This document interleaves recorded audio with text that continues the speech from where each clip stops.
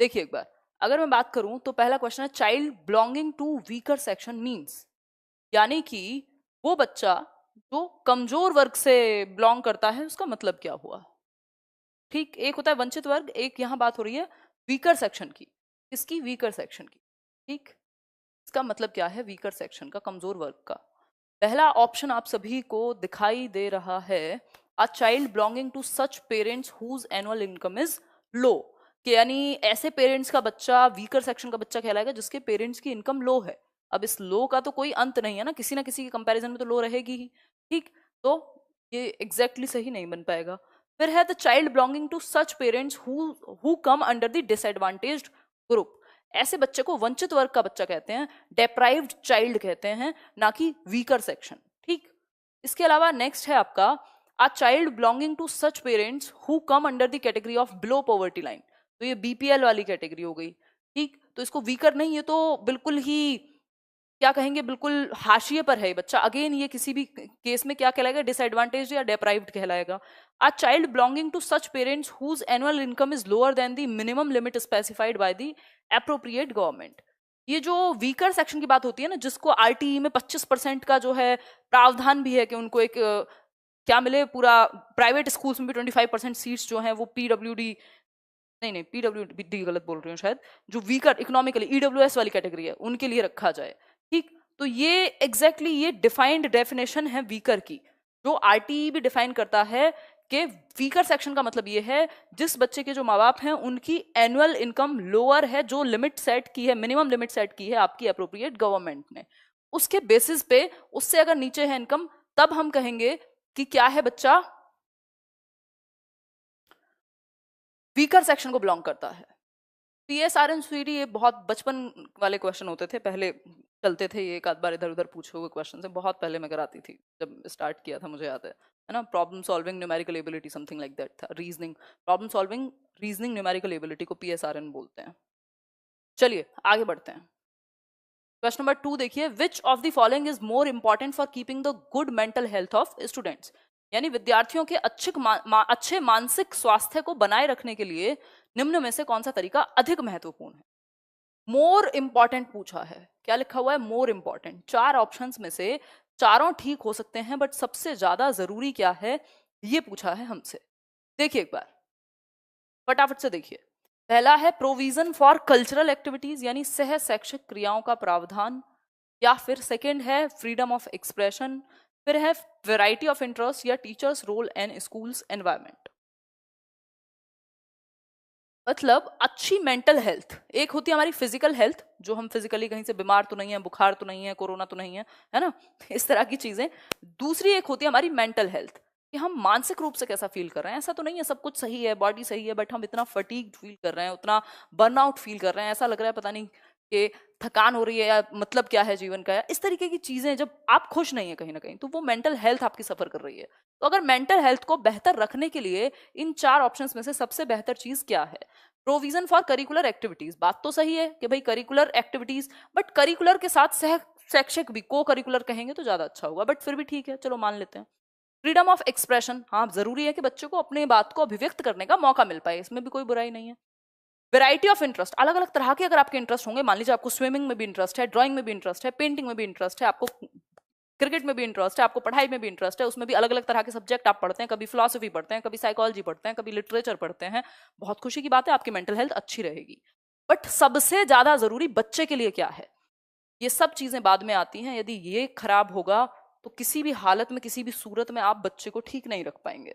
Teachers role and school environment, ये सबसे ज्यादा महत्वपूर्ण है बच्चे के अच्छे मानसिक स्वास्थ्य के लिए। नंबर 3 देखिए, क्वेश्चन नंबर 3 देखिए, देखिए the right to education act 2009 specifies that if the number of children admitted for first class to fifth class, यानी कक्षा 1 से 5वीं कक्षा तक यदि जो बच्चों का एडमिशन है वो 200 से अधिक होता है, यदि 200 अबव 200 है, तो प्यूपिल टीचर रेशो क्या रहेगा। प्यूपिल का मतलब होता है छात्र, तो छात्र शिक्षक अनुपात क्या रहेगा, मतलब कितने बच्चों पर कितने शिक्षक हो। इसके बारे में आरटीई में क्या बात की गई है, आरटीई अभी हमने कुछ दिन पहले ही डिस्कस किया था, मंडे ट्यूसडे वेडनेसडे, ये 3 दिन आपका ये डिस्कशन है क्वेश्चंस वाला, तो इसके साथ बने रहिए। और लाइक शेयर भी करते रहिए ताकि एनर्जी बरकरार रहे। बिल्कुल सही कर रहे हैं, कई लोग गलत आंसर कर रहे हैं।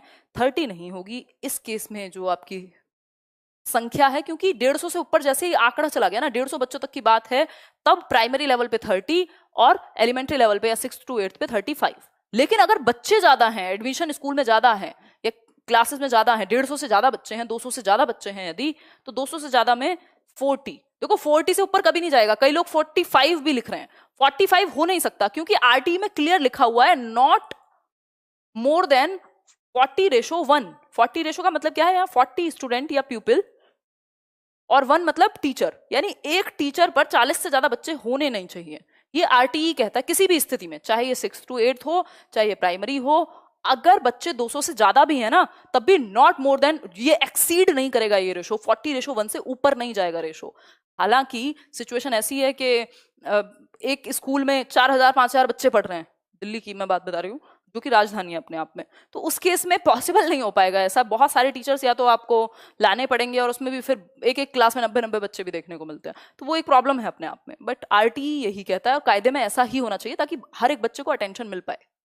ठीक, संजय जी बहुत बढ़िया, आगे बढ़ते हैं। कोशिश मेरी यही रहेगी जैसे बिल्कुल आप बेसिक से सीख रहे हो, क्योंकि सिर्फ आप क्वेश्चन आंसर तो कहीं भी पढ़ सकते हैं और किताबों में भी इवन, और उसमें भी आजकल तो गलतियों के भी चांसेस बहुत हो गए हैं। Which of the following statements is incorrect about action research. Action research हमने कुछ दिन पहले पढ़ी थी, वो जो रीट और यूपीटेट वाली प्लेलिस्ट है वो बाकी लोग भी देखिएगा, उसमें मैं कुछ चैप्टर्स और ऐड कर दूंगी पुराने वीडियोस से। बात हो रही है क्रियात्मक अनुसंधान के बारे में, कौन सी बात सही नहीं है। कुछ क्वेश्चन आपको हर सेशन में अलग मिलेंगे, उन पे आपको दिमाग लगाना पड़ेगा। बताइए जी, वर्षा सिंह आंसर कीजिए। वर्षा बताइए, जवाब दीजिए भाई। Which of the following statements is incorrect about action research. Action research के बारे में क्या गलत है, इनकरेक्ट है। It is conducted by teachers and educational professionals. बात तो सही है, टीचर्स भी हैं और एजुकेशनल प्रोफेशनल्स या जो भी स्कूल में अवेलेबल है वो लोग इसको करेंगे। ठीक, it is conducted to solve a specific problem. कोई एक विशिष्ट समस्या स्कूल में उत्पन्न हुई है, किसी क्लास में शोर है, कोई बच्चा मैथ्स में वीक है, एक क्लास का सेक्शन वीक है, कुछ इस तरह का है, तो बिल्कुल ही होती है। It is conducted to provide information for decision making at a broader level. Broader level के लिए नहीं है ये, कोई एजुकेशन की रिसर्च नहीं है ये एक छोटी specific school related local problem को सॉल्व करने के लिए है, ना कि ब्रॉडर लेवल के लिए। नेक्स्ट है D option, it is conducted to focus on the solutions of day to day problems at local level. ये बात बिल्कुल सही है, डी ऑप्शन। ये इसका ऑपोजिट है, ब्रॉडर लेवल पे नहीं होती एक्शन रिसर्च, ब्रॉडर लेवल पे तो प्रॉपर फिर वो नॉर्मल वाली रिसर्च होती है, ये एक नेशनल लेवल पे या उस तरीके से। ठीक, सी ऑप्शन गलत है, डी एकदम सही है, डे टू डे प्रॉब्लम्स। ठीक, आगे बढ़ते हैं। क्वेश्चन नंबर 5 देखिए, which of the following statements is not true about teaching. यानी टीचिंग के बारे में कौन सा एक कथन गलत है। ठीक है, नॉट ट्रू लिखा है, आसान क्वेश्चन है, कोशिश करो दे पाओगे आंसर। देखो एक बार, टीचिंग के बारे में कौन सा एक कथन गलत है, नॉट ट्रू। देखिए ये नॉट वाले क्वेश्चंस को स्पेशली हमें ध्यान से देखना है, ऐसे 3 इडियट्स वाले कान खड़े करके सीरियस होकर के, क्योंकि ये क्वेश्चन आसान होते हैं बट पूछ ऐसे लेता है कि गलती हो जाती है क्योंकि हमें लगता है इजी है। ठीक, अगर मैं बात करूं तो पहला ऑप्शन है टीचिंग इज मॉडिफिएबल, टीचिंग में सुधार संभव है, बिल्कुल।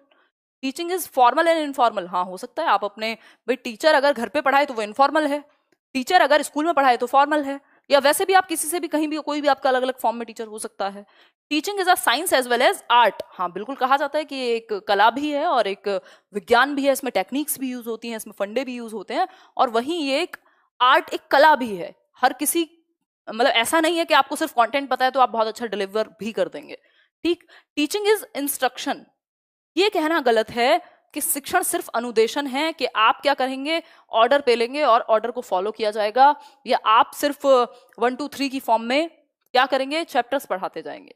इंस्ट्रक्शन कहना गलत होगा, ये जस्ट मियर इंस्ट्रक्शन नहीं है, इंस्ट्रक्शन कुछ हद तक इसमें शामिल हो सकती है। ठीक, तो सिर्फ इंस्ट्रक्शन देना या सिर्फ इंस्ट्रक्ट करना कि ऐसे कर लो, जो बोल दिया वैसे कर लो, वो गलत होगा यहाँ। ठीक है, आपको फैसिलिटेट करना होता है, आपको सुविधा दाता बनना है। द टेम्परेरी, क्वेश्चन नंबर 6 है, एक बार देखिए। The temporary change in behaviour due to continuous exposure to stimuli is called, यानी किसी उद्दीपन के निरंतर दिए जाने के व्यवहार में होने वाला अस्थायी परिवर्तन क्या है? हाँ, अनुदेशन है, वो गलत लिखा हुआ है, उधर टाइपिंग में मिस्टेक हो गई हमारे टाइपिस्ट से। ये छोटी छोटी चीजों को इग्नोर भी किया करो, क्योंकि फोकस इस बात पे होना चाहिए कि हम क्या सीख रहे हैं। बाकी मैं कोशिश करूंगी इसको, और कई बार तो गलत इसलिए भी लिखवाया जाता है, मैं सही नहीं कराती हूँ कि आपको ट्रांसलेशन में पेपर में भी एज इट इज देखने को मिला हुआ है, वो प्याजे को प्यागेट लिखा हुआ है बहुत बार, तो वो मैं जान के सही नहीं कराती हूँ। देखिए एक बार आंसर कीजिए, अस्थायी परिवर्तन, व्यवहार में अस्थायी परिवर्तन किसी एक स्टिमुलाई, किसी एक उद्दीपक के आपके एनवायरमेंट में प्रस्तुत होने के कारण। ठीक है, अब कोई सर पे बंदूक रख के कहे कि ये कर दो और आपने वो कर दिया, तो जरूरी थोड़ी है कि आपकी वो लर्निंग हो गई, वो टेम्परेरी चेंज है, नहीं। ऐसा भी हो सकता है कि आपने जिस भी स्टिमुलाई के वजह से या उद्दीपक की वजह से आपने कई बार वो चीज की और टेम्परेरी चेंज हुआ, परमानेंट नहीं हुआ। इसको हैबिचुएशन कहेंगे, कि आदत पड़ गई थी बस आपको। ठीक है, learning is relatively permanent change in behaviour, यानी लगभग स्थायी रूप से होने वाले परिवर्तन को अनुभव के और ट्रेनिंग के बेस पे लर्निंग कहते हैं। लेकिन यहाँ अस्थायी है, बीमार होने से या थकान होने से जो परिवर्तन आएगा उसको लर्निंग नहीं कहते। ठीक, कुछ दिन आदत पड़ गई किसी एक चीज के होने से, आप कोई कुछ कर रहे हैं, तो इसको हैबिचुएशन कहेंगे। ठीक है, लाइक पबजी। आगे बढ़ेंगे, किसी को दिखाई नहीं दे रहा, क्या कर सकते हैं? नहीं दे रहा दिखाई तो है, थोड़ा सा फोन लेटा के देखो, इतने सारे लोगों को दिखाई दे रहा है तो दिखना तो आपको भी चाहिए। ठीक है, आगे बढ़ेंगे, नेक्स्ट पॉइंट पे चलेंगे। नेक्स्ट पॉइंट देखिए एक बार, तो ये मोटिवेशन नहीं है, ये लर्निंग तो हो ही नहीं सकता, क्योंकि टेम्परेरी चेंज है, और टेम्परेरी लर्निंग जैसा कुछ नहीं होता। टेम्परेरी लर्निंग जैसा कोई टर्म नहीं है, उसको हैबिचुएशन कहेंगे कि आदत हो गई है ना। जरूरी नहीं है कि लर्निंग ही हो गई है, उससे रिलेटिवली परमानेंट चेंज नहीं है। वो कुछ दिन हट जाएगा वो स्टिमुलस आपकी आंखों के सामने से, तो आप भूल जाएंगे कि वो चीज एग्जिस्ट करती थी भी कि नहीं। ठीक, नेक्स्ट है, which of the following statements regarding achievement motive is true. जो अचीवमेंट मोटिवेशन, हमने एक चीज पढ़ी थी मोटिवेशन के चैप्टर में, अगर आपने देखा हो अभी कुछ दिन पहले ही, अचीवमेंट मोटिवेशन के बारे में सुभाष कन्नौज क्या सही है ये बता दीजिए, फटाफट से बताइए। हाँ बताइए एक बार, आंसर कीजिए। पहला है, achievement motive is necessary for survival, यानी सर्वाइवल के लिए जरूरी है कि आप किसी एक चीज के पीछे भागें, उसको अचीव करें, इस तरह की चीजें। फिर है next, if the satisfaction of personal potentialities is emphasized, the achievement motive may be classified as a growth motive, यानी जो सेटिस्फैक्शन है पर्सनल पोटेंशियलिटीज का, यदि वो उस चीज पे जोर दिया जाए, तो जो अचीवमेंट मोटिवेशन है उसको ग्रोथ मोटिव में हम काउंट कर सकते हैं, कि आप चाहते हैं कि अपने आप को और आगे आगे आगे लेकर के आप जाते रहें। If the stress is on competition among people, the achievement motive can be considered a social motive, यानी जो स्ट्रेस है यदि वो कंपटीशन पे रहे लोगों के साथ, तो जो अचीवमेंट मोटिव है can be considered a social motive. बताइए एक बार, सब अपने अपने तरीके से आंसर्स दे रहे हैं। ठीक है, ठीक है, ठीक है, डी हो जाएगा, ऑल दी अबव। ये पढ़ के समझने की जरूरत है अगर कहीं भी इसमें कंफ्यूजन। यहाँ पे बात हो रही है कि लोगों के बीच में यदि कोई चीज है जिसमें लोग कॉम्पीट करें, तो वो सोशल मोटिव का हिस्सा हो सकता है। ठीक है, आगे बढ़ेंगे। नेक्स्ट है question number 8, the meaning of development is, ये तो आसान होना चाहिए आपके लिए, यानी विकास का अर्थ क्या है ये पूछा है। कोई कह रहा है कि एक टॉपिक से रिलेटेड लेकर के आओ क्वेश्चन। देखो, एक टॉपिक से रिलेटेड सीटेट के टाइम पे आपको मैंने ज्यादातर जो इंपॉर्टेंट टॉपिक्स हैं उनसे करा दिए हैं, तो इट्स बेटर कि आप मिक्स्ड क्वेश्चन की प्रैक्टिस अभी करें। The meaning of development is, विकास का अर्थ क्या है? देखिए, पहला है प्रोग्रेसिव सीरीज ऑफ चेंज, यानी परिवर्तनों की उत्तरोत्तर श्रृंखला को विकास कहेंगे, या फिर progressive series of changes as a result of motivation, यानी अभिप्रेरणा के फलस्वरूप होने वाले परिवर्तनों की उत्तरोत्तर श्रृंखला को कहेंगे विकास, या फिर progressive series of changes as a result of motivation and experience, या फिर series of changes as a result of maturation and experience. किसको कहेंगे बताइए? देखो, प्रोग्रेसिव सीरीज ऑफ चेंजेस, तो सिर्फ प्रोग्रेसिव सीरीज ऑफ चेंजेस नहीं, किसकी वजह से ये कंप्लीट नहीं है, ये बात सही होती है यदि बाकी अच्छे ऑप्शंस अवेलेबल नहीं होते।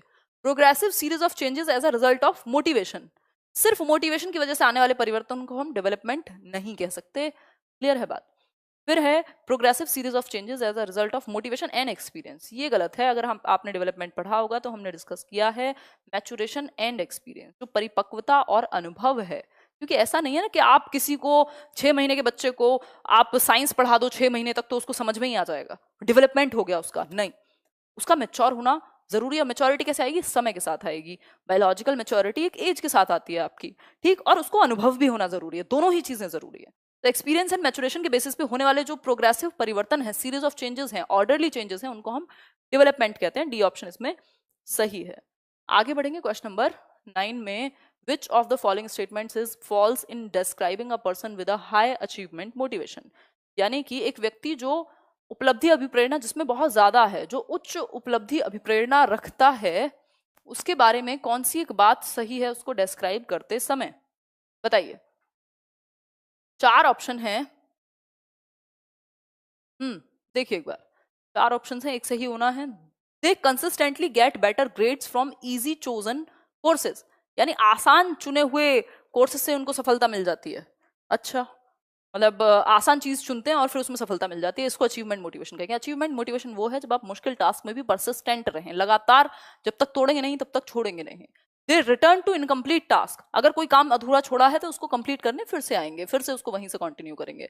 वो दशरथ मांझी याद कर लीजिए, मांझी वाला, ये अचीवमेंट मोटिवेशन का एक बहुत अच्छा उदाहरण है, दशरथ मांझी। कौन सी मूवी है वो? मांझी है ना, आई थिंक। नंबर सी है, they try harder if they do poorly. यदि उन्होंने गलती की है, उनसे खराब प्रदर्शन हुआ है, कभी एक आध बार फेल हो गए या कहीं पे कुछ गड़बड़ हो गई, तो वो अगली बार और अच्छे से ट्राई करेंगे। बात तो सही है। They want a challenge but also want to know they can do it. उनको चैलेंज भी चाहिए और उनको ये भी बताया कि भाई मैं कर सकता हूं, परसिस्टेंट हूं। ये भी सही है, ये भी सही है, ये भी सही है। बात एक ही गलत है। क्यों? क्योंकि पूछा हमसे फॉल्स है, ठीक। असत्य क्या है? अचीवमेंट मोटिवेशन रखने वाला व्यक्ति, जिसको सक्सेस चाहिए ही चाहिए, जिसको अचीव करके ही दम मिलेगा, मतलब शांति मिलेगी, वो व्यक्ति ये नहीं चाहेगा कि एक आसान सी चीज में बहुत अच्छे ग्रेड्स आते रहे। उसको चैलेंजेस चाहिए, तभी वो बेहतर बनेगा। क्या चाहिए उसको? चैलेंजेस चाहिए। हाँ, तो फॉल्स पूछा तभी तो ए सही है ना, ये गलत है। ए जो है वो गलत है। क्लियर है बात? आगे बढ़े। क्वेश्चन नंबर 10 देखिए, which of the following is an example of positive punishment. यानी सकारात्मक दंड का निम्नलिखित में से कौन सा उदाहरण है? पॉजिटिव पनिशमेंट का उदाहरण क्या है ये पूछा है। एक है नेगेटिव पनिशमेंट, दूसरा है पॉजिटिव पनिशमेंट। एक है पॉजिटिव रीइंफोर्समेंट, दूसरा है नेगेटिव रीइंफोर्समेंट। बताइए एक बार, बताइए प्रियंका, आंसर कीजिए। हाँ, Manjhi the mountain man, exactly. False का ही तो बताया था भाई। चलो, फॉल्स देखे नहीं, हाँ यही तो गलती होगी ना पेपर में। बिल्कुल, जो लोग डिसलाइक करने आते हैं वो रीजन भी बता के जाया करें, है ना। नहीं तो मेरा आपका कोई पर्सनल लेन देन तो है नहीं कि आपका कोई सामान आपने यहाँ से उठा लिया हो, मैंने आपसे ले लिया हो। बेकार की भक्ति ना करें इधर उधर, रीजन के साथ जिए। देखिए, रिडिक्यूल बाय फ्रेंड्स यानी मित्रों के द्वारा उपहास। लॉस ऑफ टाइम, साथ में मिलकर कुछ सीख ही सकते हैं। Loss of time with friends यानी मित्रों के साथ समय बर्बाद करना।